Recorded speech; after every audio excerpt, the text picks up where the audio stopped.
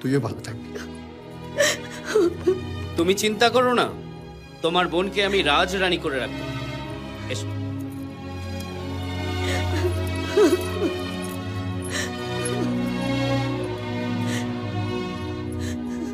দিদি,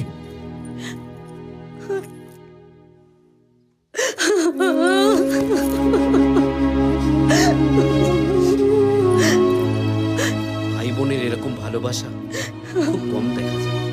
দিদি, জামাইবাবুকে দেওয়া চেনটা সোনার নয়, ইমিটেশনে।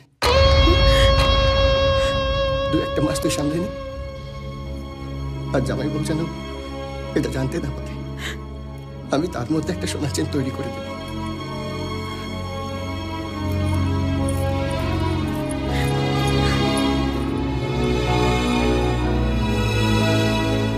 মাসিমা, কাকিমা, পিসিমা, বৌদি ও স্মার্ট মেয়েরা সবাই জিতেছে একটা স্মার্টফোন।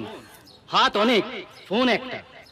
আজকের এই রঙ্গোলি প্রতিযোগিতায় যে সেরা হবে তার হাতেই উঠবে স্মার্টফোন। আর এই স্মার্টফোনটি যে স্পন্সর করেছেন তিনি হলেন আমার আপনার চিরদিনের সাথী, যিনি অন্ধকার ঘরে এনে দিয়েছেন ইলেকট্রিকের আলো, যিনি পড়ুয়াদের হাতে তুলে দিয়েছেন পড়ার বই, যিনি অসহায় মহিলাদের দিকে বাড়িয়ে দিয়েছেন তার ভরসার হাত, আমার আপনার প্রিয় নেতা শ্রী শ্রী অভিনব ঘোষ। হাততালি।